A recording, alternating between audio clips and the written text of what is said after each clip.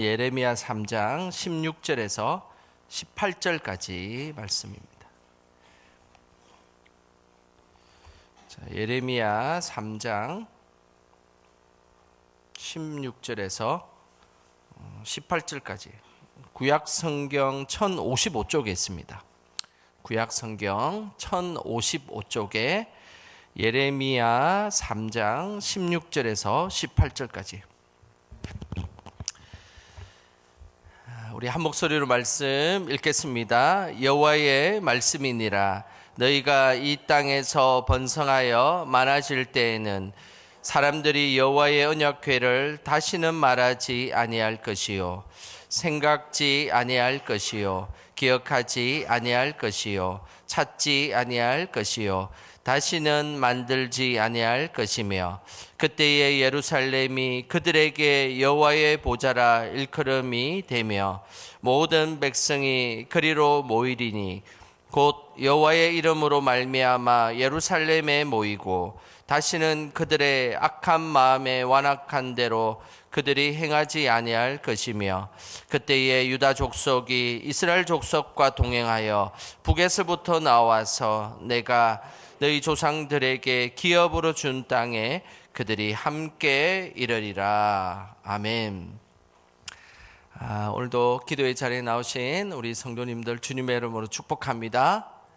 우리 옆 사람에게 당신은 꽃이야 이렇게 인사 한번 하겠습니다. 당신은 꽃입니다. 예. 하나님의 꽃이십니다. 예.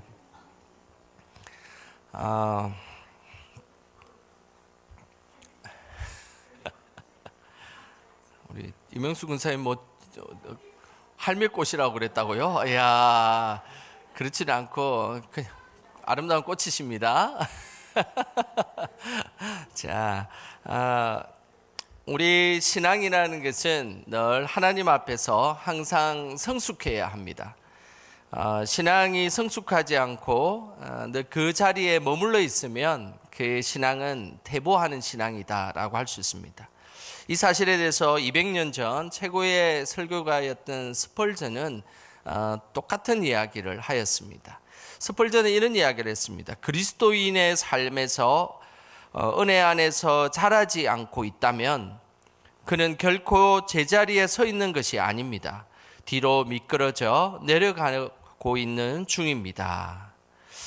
우리가 은혜 안에 머물러 있고 그리고 그 은혜 안에 머물러서 성장하지 않고 현재 상태만 유지하고 있다면 그것은 제자리에 머물러 있는 그런 중간 정도 되는 신앙이 아니라 오히려 그 신앙이 계속해서 떨어지고 있다라는 것을 말씀하고 있습니다. 혹시 나의 신앙이 성장하지 않고 늘 그 자리에 그냥 습관적으로 머물러 있지는 않습니까? 그렇다면 그냥 머물러 있는 것으로 만족하는 것이 아니라 나의 신앙이 여전히 더 나빠지고 있구나라고 생각해야 된다는 것입니다. 그뿐만 아니라 신앙생활 하다 보면 이런 생각이 들 때가 있습니다. 이만하면 충분하지 이런 생각이 들 때가 있습니다. 항상 하나님이 부르시는 그날까지 우리는 늘 성장해야 되는데 그냥 이 정도면 내 신앙생활 잘하지 않느냐라고 스스로 자신을 만족해하는 사람들이 있습니다. 세계적인 중세 신학자였던 아우구스티누스는 신앙의 길에 대해서 이런 이야기를 했습니다.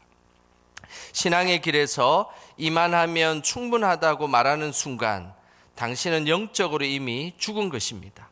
항상 더하십시오. 항상 걸어가십시오. 항상 전진하십시오. 우리의 신앙이 이만하면 충만하다 그리고 충분하다라고 말하지 말아야 합니다. 우리는 가끔 그런 생각이 들 때가 있습니다. 내 신앙 이 정도면 되지 않겠느냐, 그리고 남들 하는 것만큼 좀 하면 되지 않겠냐라고 생각할 때가 있습니다. 겉으로는 이 말이 맞는 것 같습니다. 그런데 잘 찬찬히 그 말을 하는 사람의 중심을 보면 그 사람은 자신의 힘으로 신앙생활을 하고 있는 것이지 하나님의 힘으로 하고 있지 않는다는 사실을 우리는 깨달아야 합니다. 그뿐만 아니라 우리는 그 신앙이 늘 은혜 안에 머물러 있기 때문에 그 은혜를 위해서 늘 애쓰고 전진하며 나아가야 되는 신앙이 되어야지 그냥 이 정도 하면 될 거다라고 생각하는 것, 그것은 하나님 앞에서 올바른 신앙이 아님을 우리에게 말씀하고 있는 것입니다. 늘 하나님 중심, 은혜 중심으로 신앙생활하며 우리의 신앙이 그래도 어제보다는 한 걸음 더 하나님 앞에 나아가시기를 주님의 이름으로 축복합니다. 하나님은 늘 이스라엘의 신앙생활하는 그 이스라엘의 모습이 성숙되기를 원하셨습니다. 이방인들은 심판으로 그 삶이 끝나지만 그러나 하나님의 백성은 그 심판의 목적이 늘 신앙이 성숙되는 것이 그 목적이었습니다. 그래서 하나님은 믿음의 사람들이 늘 신앙이 성숙되기를 원하셨습니다. 오늘 이 본문의 말씀을 보면 하나님께서 이스라엘 백성들에게 요구하시는 신앙적 성숙에 대해서 분명히 말씀하고 있습니다. 먼저 어떤 신앙적 성숙을 말씀하는지 우리 16절 말씀 같이 함께 읽어보겠습니다. 여호와의 말씀이니라. 너희가 이 땅에서 번성하여 많아질 때에는 사람들이 여호와의 언약궤를 다시는 말하지 아니할 것이요 생각하지 아니할 것이요 기억하지 아니할 것이요 찾지 아니할 것이요 다시는 만들지 아니할 것이며. 하나님께서 말씀하시는 신앙적인 성숙은 이 언약궤와 같이 눈에 보이는 것에 매이지 않는 신앙입니다. 그래서 눈에 보이는 언약궤와 같은 그런 것에 매이는 신앙이 아니라 늘 우리의 신앙이 하나님의 말씀이 우리의 마음밭에 새겨져 있는 신앙, 그것이 바로 신앙생활의 성숙한 자의 모습임을 말씀하고 있습니다. 이스라엘 백성에게 언약궤는 하나님의 임재를 상징하는 것입니다. 그런데 이 언약궤가 지성소에 있으면 그들은 늘 하나님이 함께 한다라고 생각을 했던 것이죠. 그냥 그 언약궤가 장소에 갇혀 있는 개념으로 생각했던 것입니다. 그들이 죄를 지어도 언약궤가 지성소에 있으니까 하나님은 우리와 함께하고 계신 것이고, 내가 우상 숭배를 해도 언약궤가 하나님 지성소 안에 있으니까 하나님은 우리와 함께하고 계신다라고 생각했던 것입니다. 삶의 자리에 우리와 함께하고 계신 하나님에 대한 것은 생각하지 않고 그냥 눈에 보이는 언약궤가 그 장소에 있으면 하나님 앞에 그것이 올바르다라고 생각했던 것입니다. 신앙의 성숙은 이런 언약궤를 상징물로 사용하지 않습니다. 눈에 보이는 언약궤가 있든 없든 그것은 중요하지 않습니다. 우리는 늘 마음밭에 하나님 말씀을 새기고 살아가는 것, 그것이 바로 믿음의 사람의 모습인 것입니다. 잠언서 3장 3절에 이렇게 말씀하고 있습니다. 우리 같이 함께 읽어보겠습니다. 인자와 진리가 내게서 떠나지 말게 하고 그것을 내 목에 매며 내 마음판에 새기라. 눈에 보이는 말씀보다 하나님의 말씀이 어디에 새겨져야 한다고요? 맞습니다. 마음판에 새겨져야 합니다. 마음판에 새겨진 사람은 장소를 초월해서, 시간을 초월해서 늘 그곳에 하나님의 임재를 경험하는 것입니다. 그냥 눈에 보이는 언약궤가 그곳에 있으면 하나님의 임재가 경험되어진다는 상징물로 언약궤를 보는 것이 아니라 내 마음속에 하나님이 계시고 하나님의 말씀이 내 마음속에 살아 역사하고 계시기에 내가 어느 곳에 있든지 그 하나님의 임재 속에 살아간다라고 고백하는 것, 그것이 바로 믿음이 성숙된 사람의 모습이라는 것입니다. 항상 하나님의 말씀이 우리의 마음판에 새겨져서 어느 곳에 있든지 주의 자녀로 살아가시기를 주님의 이름으로 축복합니다. 신앙의 성숙에 대한 또 다른 말씀은 오늘 17절에 이렇게 말씀하고 있습니다. 17절 같이 읽어보겠습니다. 그때에 예루살렘이 그들에게 여호와의 보좌라 일컬음이 되며 모든 백성이 그리로 모이리니 곧 여호와의 이름으로 말미암아 예루살렘에 모이고 다시는 그들의 악한 마음에 완악한 대로 그들이 행하지 아니할 것이며. 하나님의 이스라엘 백성들이 여호와의 보좌 앞 예루살렘에 모여서 말씀 듣고 예배하는 그런 삶을 살기를 원하셨습니다. 그래서 이 예루살렘이라는 이 장소는 곧 하나님께 드리는 예배의 장소입니다. 신앙이 성숙될수록 늘 예배의 자리를 소중하게 생각한다는 것을 잊지 않으시길 바랍니다. 예배의 자리를 소홀하게 되면 그 신앙은 늘 성숙될 수 없습니다. 예배의 자리를 소홀하면서 신앙생활을 잘하는 것처럼 이야기하는 사람들은 절대 믿지 마시길 바랍니다. 예배는 곧 신앙의 척도인 것입니다. 그 사람이 정말로 이 신앙생활을 잘하고 있는지 아닌지를 살펴보려면 그 사람의 예배 자리를 보면 알 수 있습니다. 삶의 우선순위를 두고 그리고 삶의 많은 일들 가운데서도 그래도 예배의 자리에 우선순위를 두고 있는 사람, 그 사람은 바로 신앙이 성숙된 사람입니다.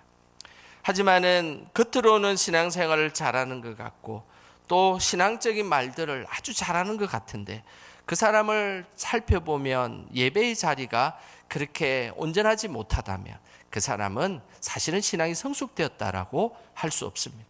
그래서 여러분들은 늘 영적인 분별력을 갖고 계셔야 됩니다. 어떤 분별력을 갖고 계시냐면 그 사람이 신앙생활을 잘하고 있는지는 그 사람의 예배의 자리를 보면 알 수 있는 것입니다.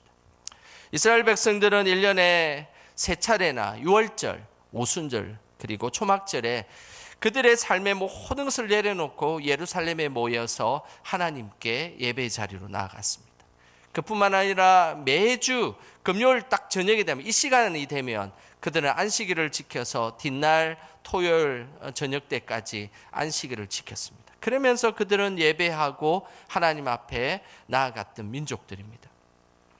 우리가 하나님 앞에 예배의 자리를 지키는 것, 그것은 곧 신앙의 척도가 된다는 것 우리는 기억해야 하는 것입니다. 히브리서 10장 25절에 이렇게 말씀하고 있습니다. 우리 같이 함께 읽어보겠습니다. 모이기를 피하는 어떤 사람들의 습관과 같이 하지 말고 오직 권하여 그날이 가까움을 볼수록 더욱 그리하자. 우리가 살아가는 우리의 여정에는 늘 모이기를 피하는 사람들의 습관이 우리 안에 있습니다. 그것은 사실은 누구를 떠올릴 필요도 없습니다. 우리가 늘 그렇습니다. 늘 예수님 안에서 하나님 안에서 모이기를 우리는 힘써야 되지만 늘 그 모이기를 피하는 습관들이 우리 안에는 늘 있습니다. 그런데 그것을 이겨나가서 하나님 앞에 예배의 자리로 또 나가고 또 나가는 사람, 그 사람이 바로 믿음이 성숙한 사람임을 우리에게 말씀하고 있는 것입니다. 시대가 갈수록 예배에 모이기에 더욱 힘쓰는 우리 모두가 되시기를 주님의 이름으로 소망합니다.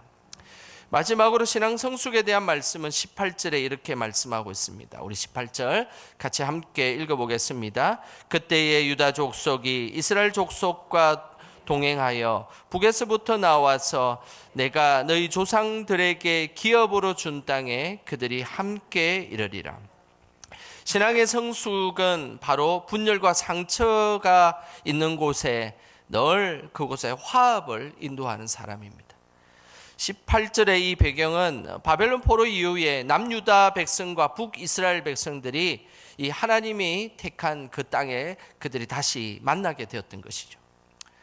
북이스라엘은 오래전에 멸망했지만 그들이 아수르에 잡혀갔던 그 남아있던 이들, 그리고 북이스라엘에 있는 일부에 또 남아있던 이들, 그들을 함께 모아서 남유다 백성들이 하나님 앞에서 이 가나안 땅에서 그들을 하나 되게 하는 것, 그것이 그들의 신앙의 성숙임을 말씀하였습니다.